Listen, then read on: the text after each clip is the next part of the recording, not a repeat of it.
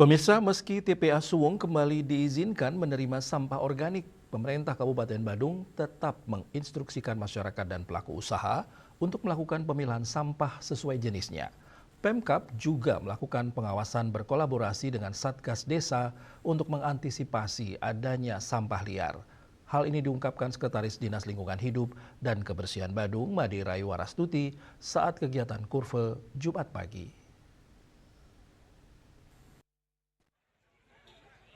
Lebih lanjut, Sekretaris Dinas Lingkungan Hidup dan Kebersihan Badung, Made Rayu Warastuti, menyatakan Badung sebagai pusat perekonomian dan pariwisata menghasilkan sampah sekitar 800 ton per hari.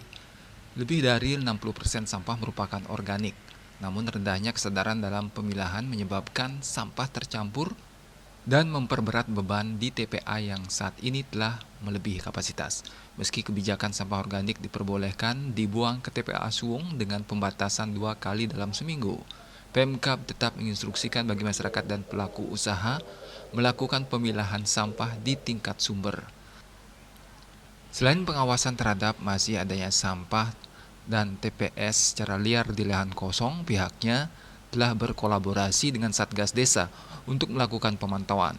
Jika ditemukan timbulan sampah yang tinggi, petugas telah dibekali kewenangan memberikan sanksi bagi pelanggar.